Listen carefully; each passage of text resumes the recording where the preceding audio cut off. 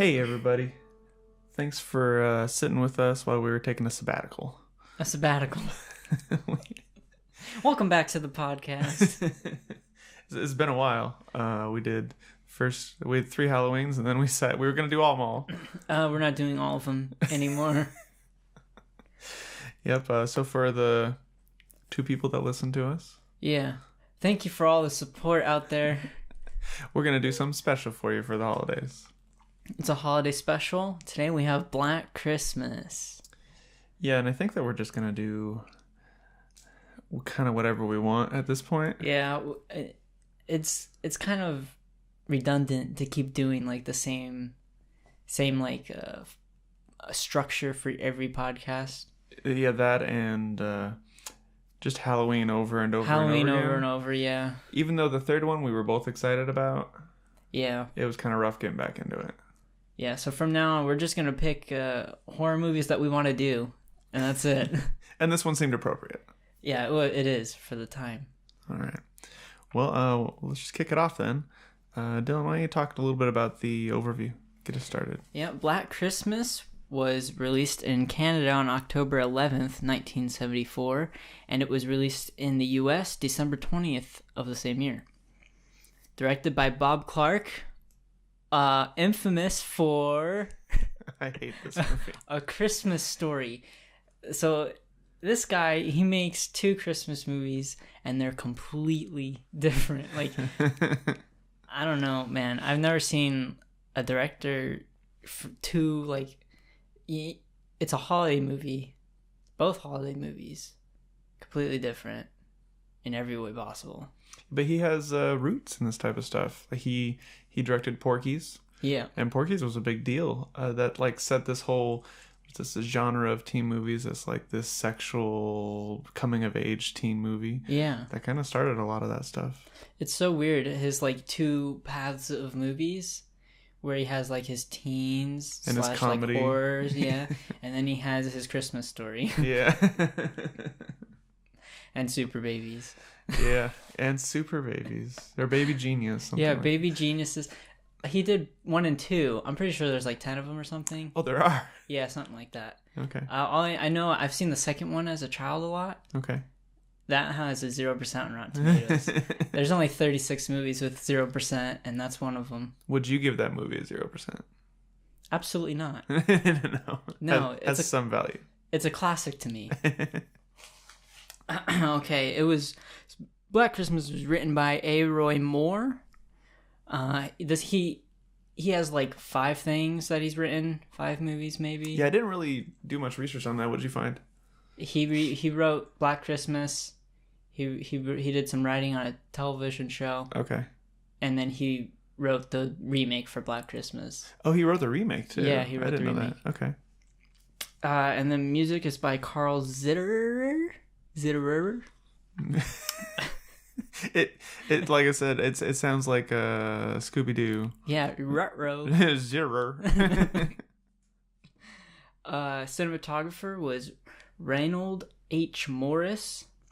The box office was $4 million, and we couldn't find if that was all together, but we couldn't find the difference between Canada release and U.S. release. Right. But it is a known fact that U.S. release was worse than Canada release. Oh yeah. Yeah, but I couldn't find any numbers. Okay. I just know the total $4 million, and the budget, which is $620,000, which is crazy because Halloween has half that budget and made way more than Black Christmas. Yeah, and this movie highly influenced Halloween. In fact, through most of the research that I did, it's noted for inspiring Halloween. That's like its greatest success is inspiring Halloween. Yeah, which is, I don't know, man. That's cool.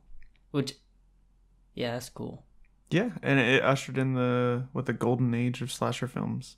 Mm-hmm. It's like 78 to 84 or something like that. And it was the first horror movie to take place on a holiday, which started the trend for horror movies being on certain days. Yeah. Like Halloween and Friday the 13th. Yeah. My Bloody Valentine. Yeah, yeah. All those types of things. One of the things that I liked about it was released in the U.S. under a different title. This movie had lots of different titles. Yeah. So, in the U.S., it was released under Silent Night, Evil Night.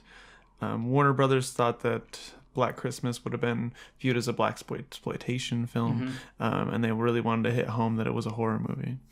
And then I have a note in here somewhere. I don't exactly recall where it is, but I know that it was released when it was going to be on TV. It was going to be released by another name, and there's some more controversy behind that too. So we'll talk about that when we get to it. Yeah. You also mentioned with the Carl Zitterer. I liked his score actually. Yeah, his music was very subtle, but it was like always there, but it wasn't always noticeable. It was like it added something, but it didn't feel like it was overwhelming or anything. Yeah, I read that he tied forks and knives and things like that to the strings of the piano and played the piano, so it made like this kind of weird, distorted dissonance. Yeah, and it worked. Especially one of the scenes where his music really stood out to me was when Peter was smashing the piano. Yeah. And then the noises of him smashing echoed throughout the next scene. Yeah. And I thought that was really cool. That happened a lot. And then every single time there was like a creepy transition, you would have this ambient piano like out of tune, and it spawned from probably that scene. Yeah. Or just the idea came from there maybe. I liked when the lieutenant came in and he was investigating that scene, and he sees just like it looked like a mic stand just stuck in the piano. He's like, something's not right here. Couldn't quite put his finger on it.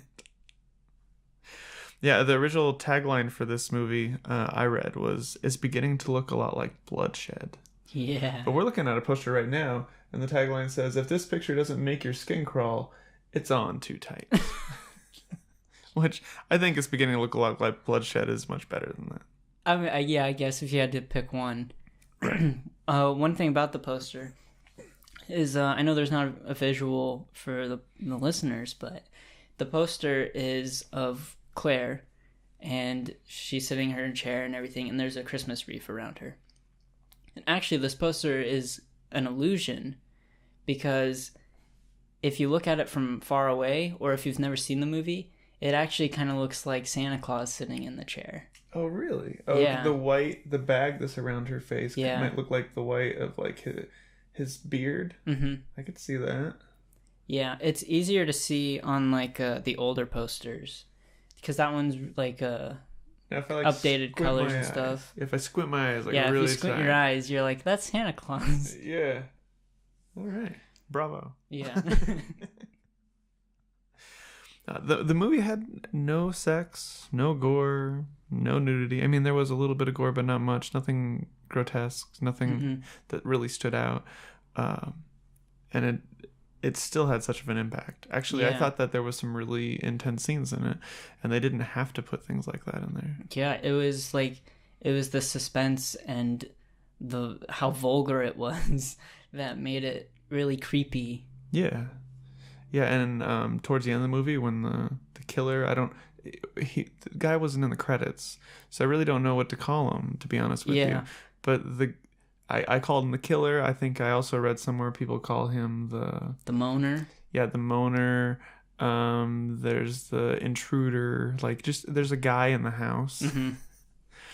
But he wasn't even revealed at the end. No, it's ambiguous. Yeah. But it was nice. It was like, it felt like everything wrapped up at the end, but it felt like there was so much more to talk about. Like, I was just waiting for that extra scene to happen, and it never happened. But I think it didn't need to happen. But I think that's just what I expected. Yeah, actually, I really did like how it ended. I agree with you. And I think that he was like so crazy, and it like added to his character that really intensified the situation.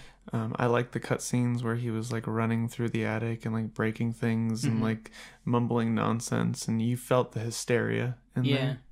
I like that a lot. And I was saying, for those scenes, I feel like it would be a little cringy if we were actually able to see him, to see somebody like that. but seeing it from his point of view, it's like you can almost not like you can kind of relate, I guess. You can feel like that he's actually crazy. Mm-hmm. You're not just seeing it, you're actually with him, experiencing it. Well, the cinematographer, was he the one that put the camera on his shoulder? Like put it on some type of harness? No, that wasn't the cinematographer, but that was a cameraman. It was a cameraman. Okay. Yeah. He's one of like the 3 people who are credited as being the killer, because he's always the point of view shot. Sure. Yeah. I don't know how they adhered it to his shoulder, but like at the beginning when he's climbing up the lattice to get into the attic, that must have been really difficult to like get those angles. And because it's attached to his shoulder, so he would have to like bend his back backwards in order to look up. The killer's voice was done by Nick Mancuso. So if I have to credit anybody personally with being this killer, I would have to give it to his name, because he did all of the scenes with like the moaner. That's like the bulk of when the killer's interacting with people. Yeah. Even like the death scenes, they're really short. They are short. One cool thing that I read was he stood on his head while recording all of this audio, or a bit of the audio, and he was hoping it was going to like compress his thorax. Gravity was going to do its work and make him sound like darker and more gravelly. I don't know if I really think it accomplished that, because there was a lot of like other voices going on there too, and squeals and stuff. Yeah, there was like a pig that was constantly like being brought up.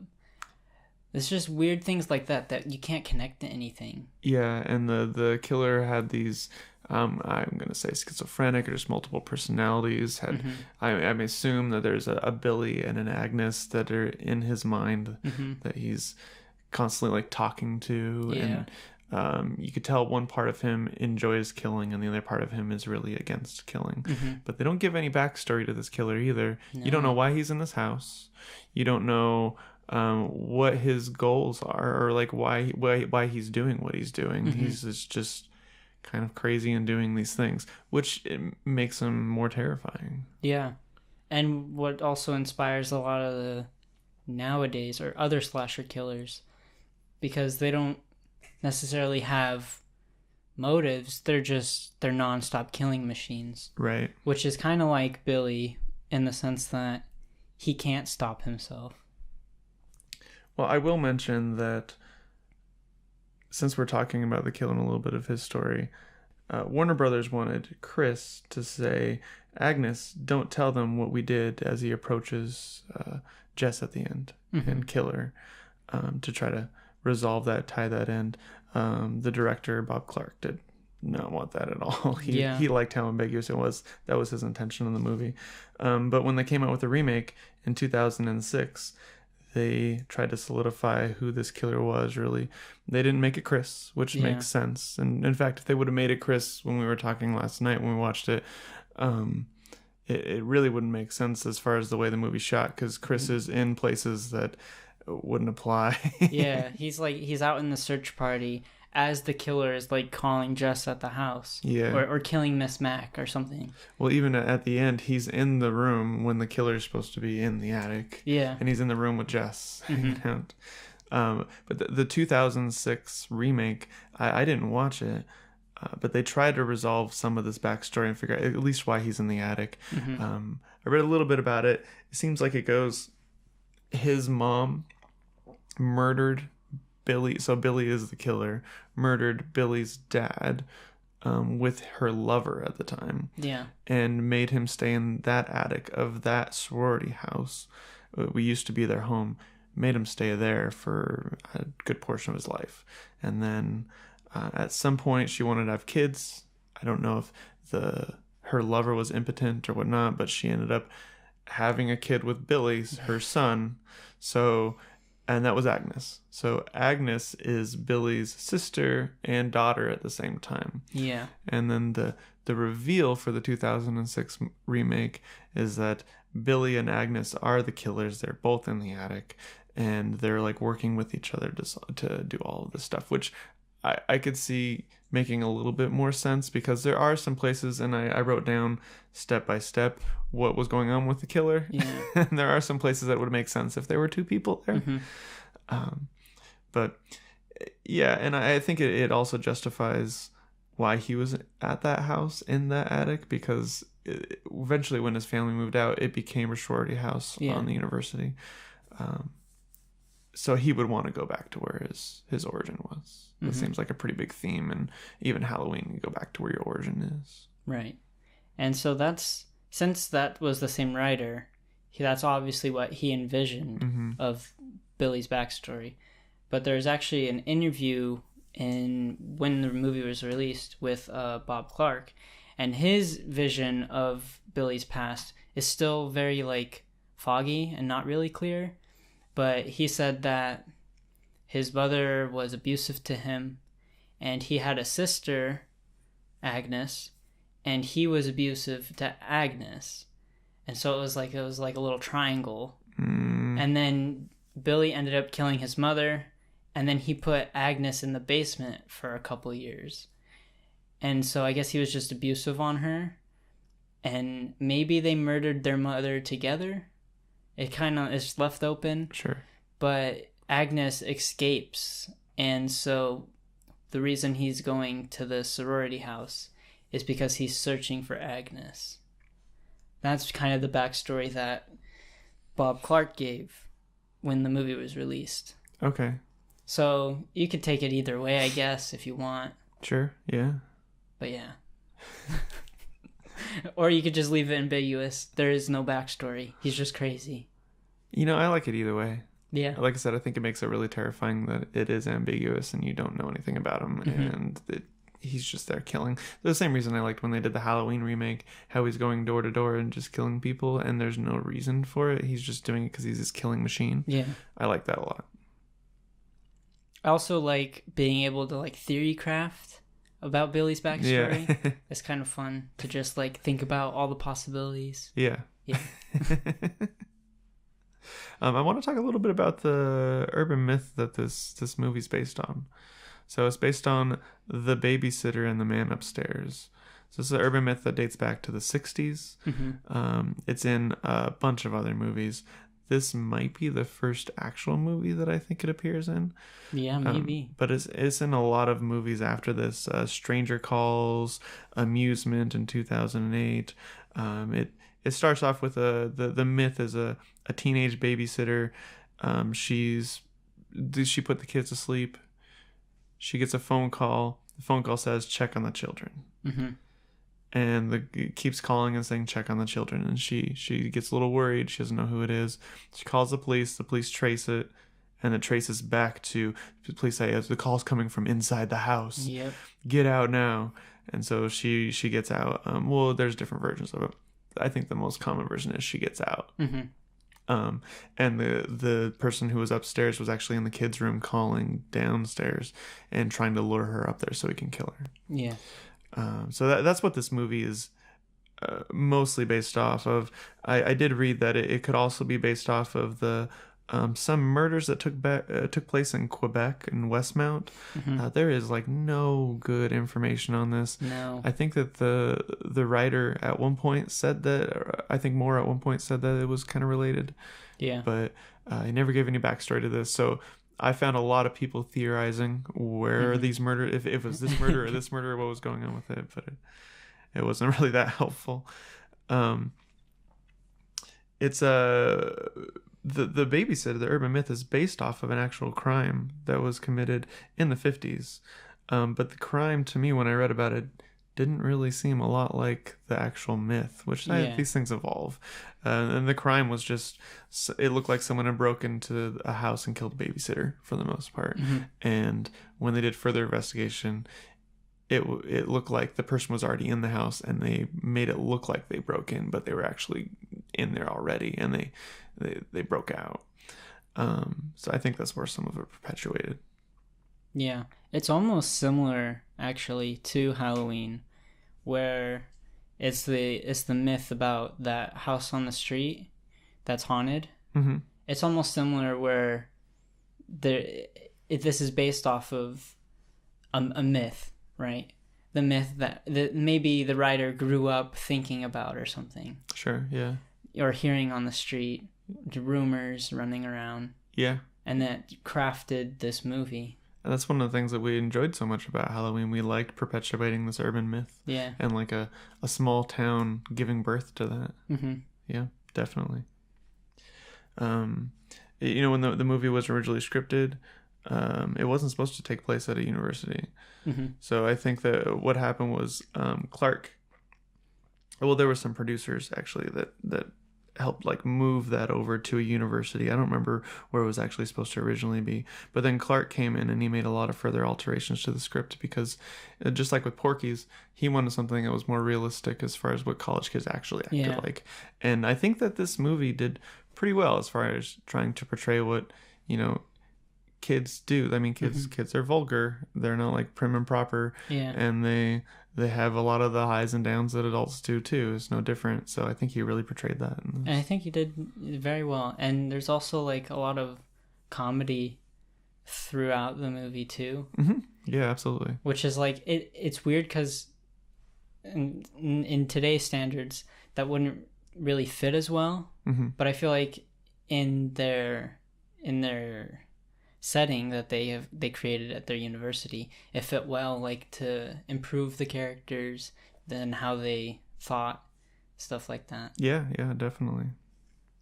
Also, there was no character in the movie that I really disliked at all. They're all just like normal teenagers, or I guess young adults. I mean, if I disliked anybody, I didn't really care much for Peter. Yeah, Peter is a little bit of a jerk. But I don't think it was the actor. I think it was just the way it was written. Yeah. I think he's set up to be the bad guy. He is, obviously. Yeah. Very, yeah. And so it's like he kind of has like a double-edged sword, right? Because he's inevitably going to have to be kind of a jerk. Mm-hmm. Even though maybe he hasn't always been like that. It just so happens like all these bad things happen to him, and so he's being a bad person because of that. Let's talk a little bit about these phone calls they keep getting. Yeah. So right now we have the killer in the house, and he's making these phone calls to these girls, and when I first watched the movie, I didn't realize they were so obscene. Yeah. I just didn't expect it. It came out of left field for me. I mean, I don't even hear things like that in modern movies. Yeah, I know. So it was kind of intense. It's easily the creepiest part of the movie. Yeah, every one of them. Mm-hmm. Every one of them is, like I said before, hysterical, and there's a lot of vulgar language in it. Mm-hmm. A lot of sexual language in it. Yeah. Even though like I said before, even though there's no nudity, I would not show this to my kids. Just because of those phone calls. Oh yeah, absolutely. Which I know when they were going to release it on TV. Yeah. Like I don't know how they edited it to do that. Something. I'm like sure that. they used all 7 words that you're not allowed to see on TV. Well, they also I know that when they originally shot these scenes, it didn't have this dialogue in it, this vulgar dialogue. Yeah. I think Clark stood back off camera and he just said a bunch of stuff that was supposed to be a little obscene, but nowhere near what we actually saw. Mm-hmm. And we saw the actresses react to that. Yeah. And I feel like that was even a little bit more muted if they had actually been reacting to, I think, what we hear in the final product. Yeah. I think it should have been more dramatic. It's easy to see in the first phone call scene. Yeah. Where all the sorority girls are standing around the phone. And he's saying some pretty bad stuff. And their reactions are kind of just like blank stares. Yeah. They're not like jaw dropping or anything. Mm-hmm. So I think that would have been a little different. And we're introduced around this time to Barb. Mm-hmm. So Barb, if you don't know her, is Margaret Kidder. Yeah.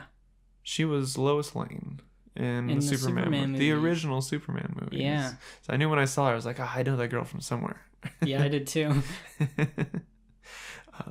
And we already mentioned that the calls are coming from inside the house. Mm-hmm. So we were talking about how maybe this could happen. I don't really understand 100% where it comes from, but oh yeah, with the phone lines and everything. Yeah. So I know that either there's a phone in the attic, Mm-hmm. or they made at one point Miss Mac, who's like the shorty mother, Mm-hmm. that there was a phone in her house. Yeah. And before they're going to trace this phone to figure out where the phone calls are coming from, they do mention that there is a phone in her room that hasn't had any outgoing calls. Right. So at that point, I think that the killer had made like 2 or 3 calls. Mm-hmm. So I don't know how he made those calls.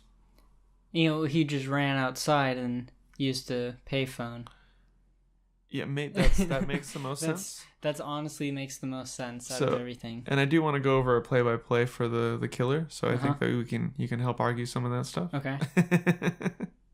I did look up tracing, and what they did in the movie seems somewhat reasonable. Mhm. I mean, when you in the 70s, they used the switchboard system, and the switchboard system to be able to trace calls worked a lot like they were doing. The reason that they needed so much time, they needed this person to stay on the phone so they could trace it, is because they were trying to find where this line originated from in all of these switchboards. Yeah. So I think they did a good job with that, like supporting them. That's why it took so long. Yeah. All right, I want to mention also Claire, played by Lynn Griffin.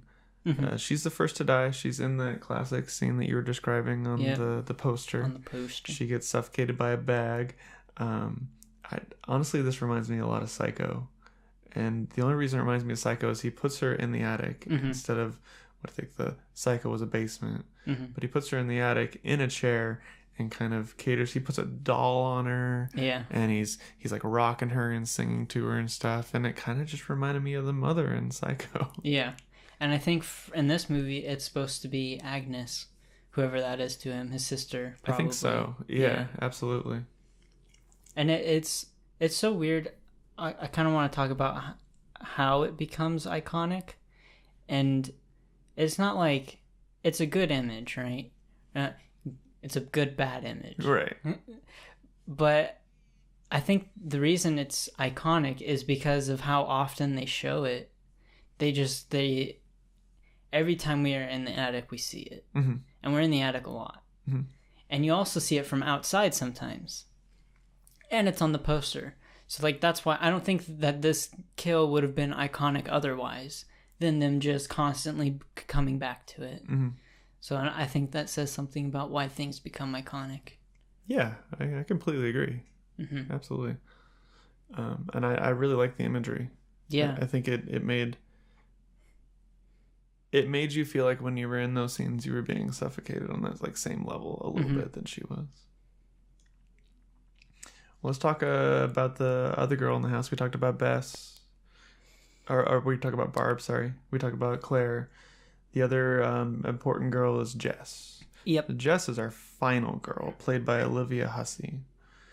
There is another notable character I want to mention real quick. So Peter, her boyfriend. Yeah. Peter played the astronaut in 2001: Space Odyssey. He's played David Bowman. Mm-hmm. Peter's also 38 in this film. Everybody else, like, mid-20s. Right. So, but I think he did fine with what he worked with. I loved him in 2001. Yeah. Jess, our final girl, and one of the first final girls that existed. I think there's final girl was same year was Texas Chainsaw, and then Psycho could have a final girl in it. This is really one of the first, which is awesome. She really brought a lot of feminist aspects to this movie. I mean, they go in depth about talking about abortion and how important her career, her life is to her and her body. The whole cast is female led, and they, like I mentioned before, they have no problem talking about casual sex and things like that. So it has a very it's not this masculine thing that we're used to in some of these slasher films, which I liked a lot. Oh, and something to mention about Claire is that Barb says to her, calls her a virgin, basically. Yeah. And it's funny because she's the first one to die, even though that's true. typically the virgin is the final girl. Yeah, that's true. It doesn't really... And also the final girl is pregnant. So it's like... Yeah. They're opposites. Yeah. Well, and she's super smart. She's a fully realized character, which you don't see a lot nowadays with the Final Girls. That's true. You get a lot of her backstory, you get a lot of what she's thinking and what she's going through, and I think that's skipped over these days for the gore and stuff like that. Yeah, I like that a lot because she's actually like a character that I didn't think I would care about, but by the end of the movie I did care about, and it's only because this movie's so weird with their figuring out who their main character is, because they all kind of just feel like normal people. Yeah. And so it's very easy to just attach or relate to any of them. So it was weird because I was like, we were like halfway through the movie when I was like, okay, Jess is probably going to be the final girl. Yeah. And because at the beginning I thought it was going to be Barb at first. I was 100% sure it was going to be Barb at the beginning. Yeah. But it ended up being Jess, who is like, she's like the third one to get shown on out of all of them, or something like that. Yeah, I mean, she does have a phone call at the beginning of the movie that she's introduced with, where she's talking to her mom and kind of telling everybody to be quiet. Isn't that Barb? Barb's on the phone. Oh, Barb is at the beginning. She's on her phone, the phone with her boyfriend, I'm pretty sure. You're right. Yeah, I really did think it was going to be Barb. Yeah. She had such a strong presence in the beginning of the movie. And he actually throughout the movie until she was killed, she makes some pretty big statements about, you know, what's proper and what isn't and how she's dealing with that. Yeah. Especially the turtle sex scene. Yeah.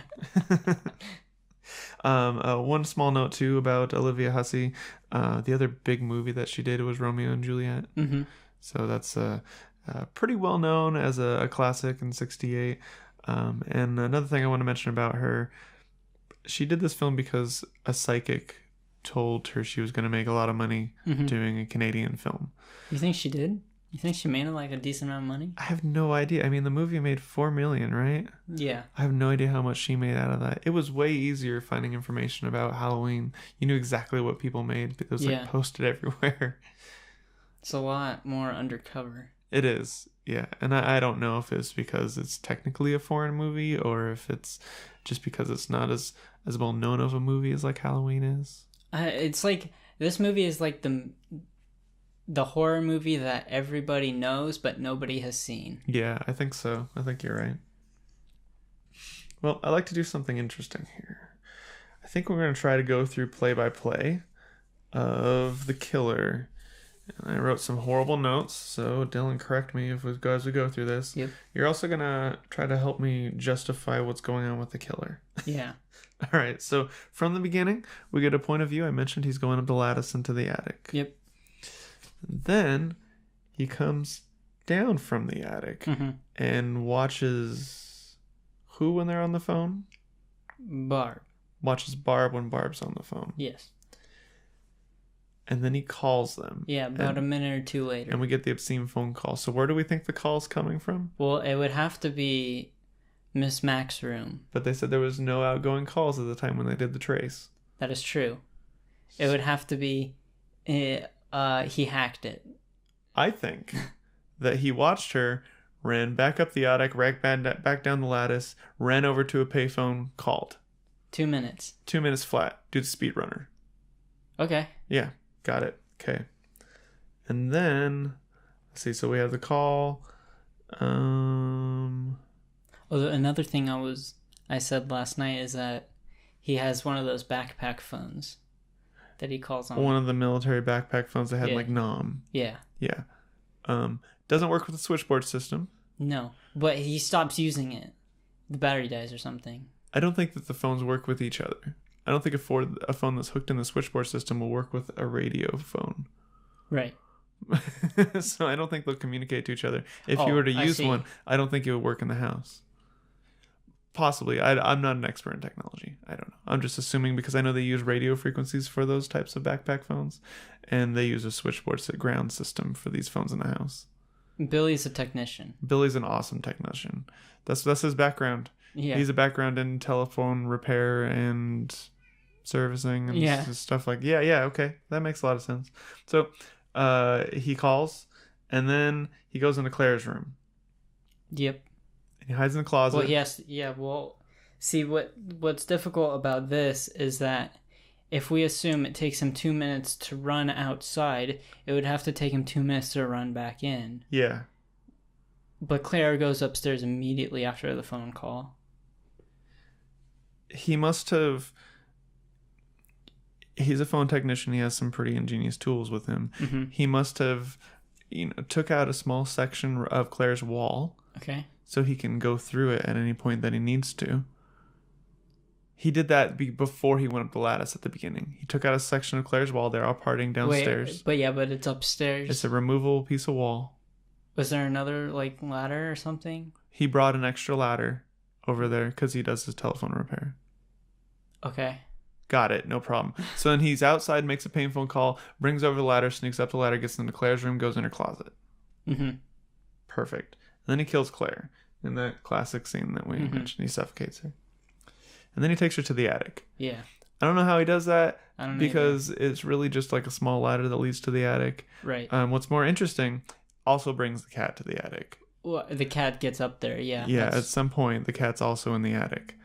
Yep. Which is awesome. he's just collecting things into the attic. It's a fat cat, too. It can't make, like, really big jumps or anything. There's no way it could have gone on, like, a ladder or anything like that. No. He brought it. He brought it. Yep. He had a pet cat as a child.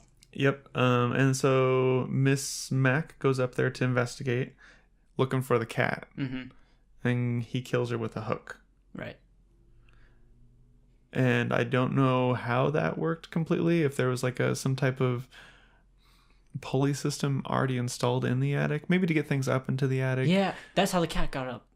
With the pulley system, with the hook, yeah, with the deadly hook. Yeah. Okay, all right, that's likely. Mm-hmm. Okay, perfect. That's how you got the body up too. That's how he got the body up with the hook. Yeah, hook's used for a lot of stuff in this movie. You just don't see it. Cool. All right, then we go from a first-person point of view from him, and he's going crazy. He goes crazy because he didn't want to kill her, but he had to. Yes. And then he calls again at that point. At this point, the phone's not traced, so he has to do it from outside at a payphone. Yeah, he runs back outside. And what's kind of interesting, he says, "Help me, Billy's filthy." Stuff like that. So he's kind of upset that, it seems like he's upset that he killed Miss Mac. Yeah. It wasn't intentional. I think he's really just trying to kill these sorority girls. Or maybe just Claire. Yeah, possibly. I don't know. All right, so what happens next? Then he puts a baby on Claire. The next time we see Claire, there's a baby on her in the rocking chair. And then he goes down and to whose room? Does he go to Barb's room? Would it be the third phone call? Not yet. Was it 3 phone calls before they traced it? 3, and then I think that we trace it. Yep. I think so. Sure wrote better notes. I think there's 5 phone calls from him. I know that he goes downstairs and he hides in a closet. He stalks them. The third phone call is mocking Jess because of the abortion thing. And then that's when she calls the cops. And then it happens Peter's there with her. That is after Barb gets murdered. Is that? I'm pretty sure. Dude, we just watched this movie. Twice. Regardless. No, I don't think Peter's in the house when that happens. I don't remember. Regardless, at some point, he goes into Barb's room and gets in the closet and is like ready to kill her. Yeah. But then Jess comes in. Yeah. So then he gets out. Yeah. And then Jess makes sure she's okay. She has an asthma attack. And then Jess leaves and he comes back in. Mm-hmm. And then he kills Barb in what was, I think, probably your favorite kill. That kill is so good. I love everything about that kill. So why do you like that kill? I love how he's using not a real weapon, but instead a unicorn head. I think that's really cool. And I like how they're all like, they're glass figures.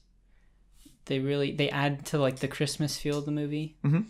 I like the establishing POV shot of Billy with his eye. Mm-hmm. And with him holding up the unicorn. Yeah. It's very iconic. I love how she just wakes up and then it happens. I love how it's paired with the carol singers, carolers, Mhm. the carolers. I think for me that reminds me a lot of Donnie Darko, which is one of my favorite movies. When he burns down the house and it's paired with like the talent show. Mm-hmm. I really like that scene, so it kind of like resonates with me. I can compare the two. And so, I don't know, it's so good. It's really violent without you seeing anything. It is. It's like there's a lot of strong cuts to it. Yeah. Which adds to like the intensity of the scene, Mm-hmm. which I like. So okay, you were right and I was right. Kills Barb and then he calls, and that call is where he says wart removed.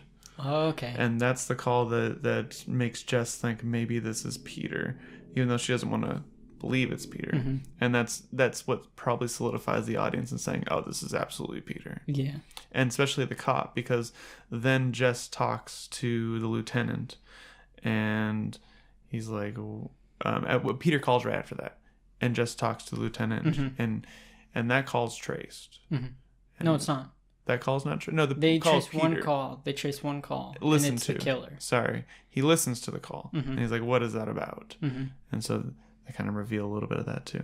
Anyway, so Jess is talking to the lieutenant, and while this is happening, there's some other like curious stuff. I know, like shortly after that or before that, I can't remember. Phyllis and Jess are talking, and there is like a shadow in the background. Mm-hmm. Really looks like a person. So I don't know if that's the killer. So in the case that he's supposed to be in Barb's room at this point, if he runs downstairs to check on them and then goes back upstairs and hides in Barb's room.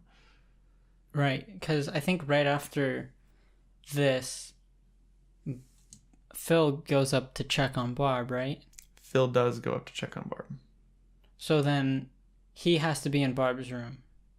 He does. He eventually gets back to Barb's room, and Phil checks on Barb, and then he closes the door on her. I think there's a good portion of the movie where he's not actually in the attic when he kills Barb, because, well, if you think about it, right, when he kills Barb, in his head he has to bring that body to the attic, or else they're gonna find out. Right. There's no good time for him to do that. So he comes down, checks, and then he sees them talking, and then Phil starts going upstairs. He has to run back to Barb's room just in case she goes in there. That makes sense. Now Phyllis comes in to check, so he has to kill Phyllis because she checked on her. Mm-hmm. And then he calls again. So this time when he calls, though, it gets traced. And he calls for Miss McPhee's line. Well, it would have to be Miss Mac's line, except it's in Barb's room. It looked like it could have been. So the bed was empty. Right. So it looked like it could have been. It's very weird. It is. Because there's no way he can't be in Barb's room because she is standing. She can see the hallway. He can't switch rooms while she's looking. Yeah. He has to be in Barb's room. Even though they never say there's a phone in there. Yeah. So I wrote down that he called at that point with the last call from Miss Mac's room. Yeah. But maybe that's not possible. Unless he's carrying the phone around with him. I think it's a long phone line and he's just carrying around the whole house. Yeah. Yeah, probably. Mm-hmm. All right, good deal. So then he calls, and that call is the call that's traced? Mm-hmm. Okay. And because then she makes the telltale decision to either go out the door or fight back. Yeah, and that's like a really great choice in the film, right? Because Mm-hmm. she could have just left and the film would have been over for the most part. But it really shows how strong of a final girl she is. She chooses to go save her friends Mm-hmm. when her friends don't answer her back. Yeah. Picks up a poker out of the fireplace and goes upstairs to go find them. Mm-hmm. And then we get a moment that's exactly like Halloween, where you get two bodies that are displayed on a bed just waiting for her. Yeah. I don't think he purposely displayed them, though. Like, he wasn't intending on her finding them. Yeah. Obviously, because he's still hiding. He's like, he doesn't want anybody to find out. You think he just killed him and threw him on the bed? Yeah. And then she just happened to find. Mm-hmm. And he needed to kill her because he needed everything to stay quiet. Yeah. And at this point, Jess doesn't know who the killer is. No. Could still be Peter. Could still be no Peter. idea. So And this leads to this chase scene. It's so good. Yeah, it is the most intense scene of the movie, and it's something that like slasher films completely diverted from. Mm-hmm. Slasher films are known for having these killers that are a slow walk killer. Yeah, slow walk. You see them coming. Yeah. You can run away. Yeah. And then they teleport somewhere. Yeah. This is completely different. No, he runs like crazy. He runs like crazy. Well, let's talk about when she discovers him. Okay. He's behind the door or the closet or something, and all you can see is eye peeping out. Mm-hmm. Nobody knows whose eye that is. Like, people ask Bob Clark, like, who was in that shot? He's like, I don't even know. I don't even remember who was doing that shot. It just worked out. It just worked out. So we don't. That shot is not credited to anybody because nobody knows. But I love that. I love how he's still like kind of putting on an act, Mm-hmm. or at least that's what it seems like. He's like, "Hey, I'm Billy." Like when she finds him, and then she immediately like kicks the door though. She doesn't hurt him. He squeals. And he screams. And then she runs down the stairs. And I love the constant him just yelling the whole time. Yeah, he's screaming and running at the same time. Yeah, and they film it so well where you can see him, but you can't see him at the same time. Like, you know where he's running. Yeah. You can see him running, but you don't actually see him. And then he tries to grab her hair at one point, and Yeah. she gets away, and she runs into the basement. And then he just pounds on the door for a while. Yeah, like frantically, violently, just pounding and screaming on the door and Mm-hmm. shaking it, and then it just stops like it never happened. Mm-hmm. And at that point, we're guessing that he went back to the attic. Yeah, he has to go back to the attic at that point. So he's out, and he doesn't take the bodies that are already killed to the attic. Because, it's pointless at this point because she Yeah. already knows. So his point right now, his game is to hide, Yeah. so nobody finds anything else. Mm-hmm. And Peter ends up finding Jess. Yeah, which is really weird for him to still be, like, lurking around the house. It is. I mean, he's kind of portrayed as this really obsessive guy Mm-hmm. who doesn't want her to have an abortion, is obsessed with his career, and it didn't go well, his audition for Yeah. the conservatory or just whatever he was doing for the conservatory didn't go well.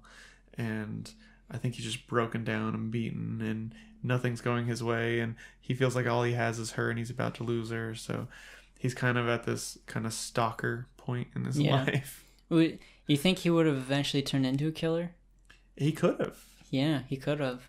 If he accidentally killed Jess in like if it was another movie, and the movie's like resolution was he accidentally killed her, Mm-hmm. it would have made sense. Mm-hmm. Or even if in that scene where he comes down to the basement, his intentions could be to hurt her. Yeah, it was strange. So we assume that he heard her screaming from when she was running away from the killer. Yeah. And he kind of sees her in the basement looking through the window, Mm-hmm. and he breaks the window. And he acts as like a classic slasher in this scene where he's just slowly moving towards her. He does, to the point where you still think this could be the killer that was Yeah. chasing her, just went outside and is stalking her, and now is pretending that he's Peter. Mm-hmm. And even the way he approaches her, yeah, and at the very end, he's kind of like, doesn't lurch at her, but he doesn't really listen to her, doesn't Yeah. notice that she's like panicking, and isn't Yeah. concerned about any of that. Right. It's really weird. And it's hard to judge. Then Jess kills him. Yeah, that we don't see. It cuts away, and then it cuts back, and he's dead, and they're kind of just like sitting down. Which to me is a really big deal, because if Jess killed him, and she's not sure she must be sure he's the killer. She would have to be sure, or he was actually trying to hurt her. Yeah, because she killed an innocent man. Yeah. Which is, Well, if it would be self-defense, or she killed an innocent man. sure. So they put her in a bed, Yeah. and they're like, let's get rid of these bodies that are left. They all just assume it was Peter. Yep, and everybody leaves. Everybody thinks the house is safe. They put a cop on guard outside, and meanwhile, we have our killer, who we've gone through, who's still in the attic. Still in the attic with the two bodies. So he has his little rant again, and then he opens up the attic door, and the movie cuts. Well, he calls the there's- phone. And then the Phone movie call. credits roll, and there's a phone call. Mm-hmm. So we could assume he goes out of the attic and makes another phone call. Yeah, unless he brought it up with him. I don't know, man. And he's hoping that Jess is going to answer the phone, who's in the bed dead asleep. I think he just wants somebody to answer it. Yeah. He just wants... I feel like the calling of the phone is just him releasing his rage or something. Sure. Well, one of the things that we need to mention, too, is we went through what happened in this house. Yeah. But they discussed things that happened before any of this took place that we don't know if it was Billy or the killer or whoever. Mm-hmm. Because there was that girl Janet who had died, the 13-year-old high school girl. Right. And we don't know if he killed her. He could have. And they also mentioned that they were getting moaning calls on their phone for a while. Mm-hmm. And this wasn't... When they received the first call that we see in the movie, it was not the first time. Yeah, it's almost like he had been stalking this house for a long time. Yeah. And this just happened to be the night that he took action. Right. Yeah. In any case, the killer would have had to pull some pretty big maneuvers to be able to make some of this happen, which made sense why they described it as being two people in the 2006 remake. Yeah. It does make a little sense, but I kind of like it better where if that was more of a theory less than canon for the remake, you know? Mm-hmm. Like, I don't want it to be confirmed. I would want people to just like kind of think about it as it being something that could be possible. Yeah, and you mentioned at the very end too, something that you really liked, and I liked it too, is like, think about Jess's point of view. When the attic door opens and everybody's gone out of the house, everybody thinks that she's perfectly safe, and she's absolutely not. Mm-hmm. And we as an audience didn't even know she wasn't safe until that very moment, because they really pushed hard to make Peter look like the killer. Mm-hmm. And it was something that you can try to gather. You can, as a detective in the audience, you could try to figure out, is Peter really the killer or not? Yeah. And even like, one of my pet peeves with Saw is that you don't know who the killer is. Even at the end, when you find out who the killer is, you don't even know who this person is. Who cares? Yeah. It just comes out of nowhere. And if that person dies, it's somebody else. Yeah, there's no way you can detective and figure out how this happened. Mm-hmm. In the first Saw movie, at least. Yeah. Yeah, and then when he dies, it's just somebody else. It just goes on and on forever. Mm-hmm. That being said, I do like the Saw movies. What else did you want to say about the film in general, the story? I like the cops. I mentioned last night that in most horror movies, the cops are always like, no help at all. They don't try. Or at least the teenagers or the cast will go to the cops, and the cops won't help for some stupid reason, won't believe them or something. And then we just never see them again. Yeah, and who plays the lieutenant? John Saxon, which is the lieutenant in Nightmare on Elm Street, the father of Nancy. Father of like one of the classic Final Girls. Yeah. Yep. Which is really cool to see him in this. And he makes a good lieutenant. I don't know. He's really good in the movie, even though he doesn't have a major role. They make it seem like the cops... Like, you want so bad for the cops to help, and you can tell that they're actually trying to help. Mm-hmm. It's unfortunate. The timing and everything is unfortunate. Right. Yeah. And so that is something that I liked in the movie, is I like how big of a difference the cops are actually in this movie, as opposed to other horror movies. I think that's all. That's all you have about the story? Yep. I have small things, a few facts and things outside of the story. So I know I did mention before that this was going to be pushed to TV, and it was in 1978 that it was going to be pushed on the TV, and it was going to be retitled Stranger in the House, mm-hmm. which it never ended up being shown. It was going to be put on NBC as part of their Saturday night movies. But the reason it was never shown because there was these Ted Bundy murders at Chi Omega in Florida State University. These sorority girls, 2 of them were killed, and I believe 2 more of them were attacked and weren't murdered.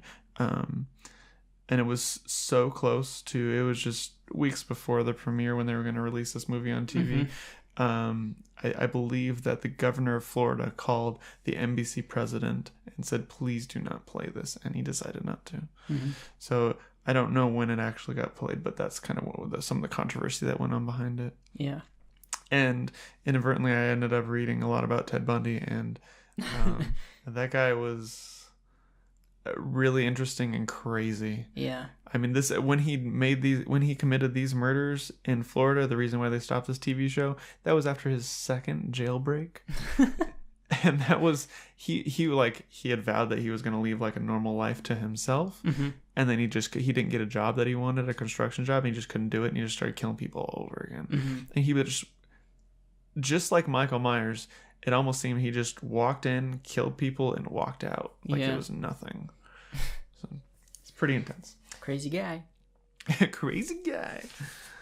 Anyways, I also read that the snow that was in this movie, there was no snow at the time, so it was all foam. Yeah. Well, if they wanted it makes sense because the post-production doesn't take a whole year. Right.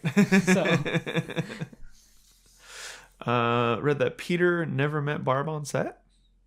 Oh, that makes sense too. You never see them. They're not in a scene together at all. Yeah, and any time that if they had to react about each other, they were just going off of the directors. Mm-hmm. They never really interacted with each other. And I also read that this was Elvis Presley's favorite horror movie. Wow. He watched it every Christmas. Dang. And his family, I don't know if this is true, but he said his family still keeps up this tradition. Since he's died, every Christmas his family gets together and watches Black Christmas. Well, ain't that something? Yeah, that's he was controversial back then, and he watched his controversial movies. What a crazy guy. Elvis Presley.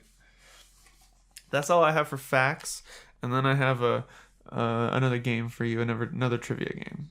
Okay, I want to mention one other thing, and it's not earlier when you mentioned Silent Night, but Evil Night, Silent Night, Evil Night, right? That's what it was called. Yep. It's funny because in the 80s they released a movie called Silent Night, Deadly Night.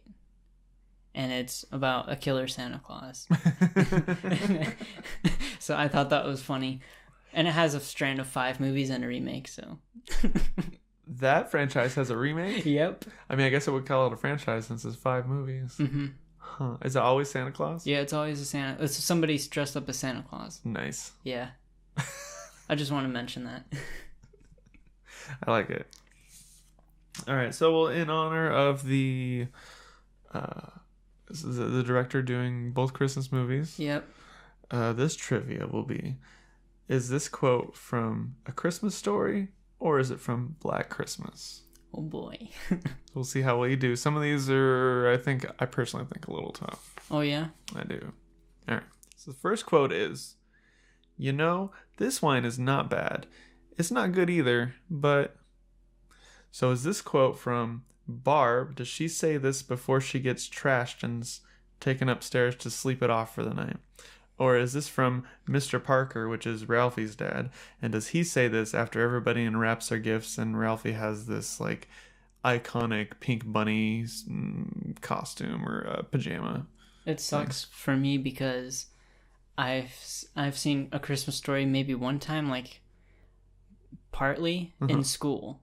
So I'm gonna say A Christmas Story because I don't remember that happening in Black Christmas. You're right. Yes. Yeah. All right.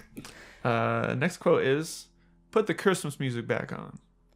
So is this from, does a girl say this in Black Christmas after Barb finishes talking to her mom at the beginning of the movie? Or does Miss Parker say this to Mr. Parker when he switches the radio from football to Christmas music after Miss Parker's complaining and she's making Christmas dinner? Okay, so I kind of feel like this would be Black Christmas because I feel like you would pull something like that from the background like that, because I know that I noticed that in the beginning scenes with the sorority girls, there's a lot of background talking. Mm-hmm. So I can definitely see you pulling something like that to make it harder. And I can see them saying that. And I'm pretty sure she says turn off the music and everything when she's on the phone. So I'm gonna say that it is Black Christmas. That is absolutely right. Ooh, That was a tough one. That was a tough one. All right, this is a softball. This is the easy one. Okay. The quote is, "Oh fudge."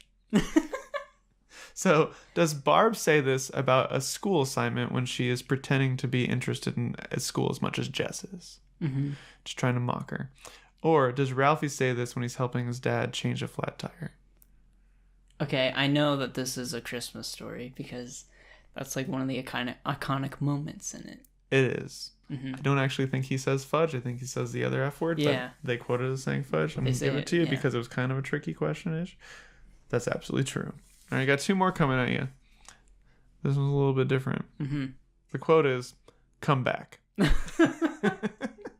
So, does Peter say this to Jeff after she leaves him when he asks for her hand in marriage? Or pretty much, he doesn't really ask for it in that movie. He just says, we're gonna get married. We're gonna get married. Yeah. Does he say this to Jess when they're done with that conversation? Or does Flick say this to his friends after he sticks his tongue to the flagpole in that famous scene?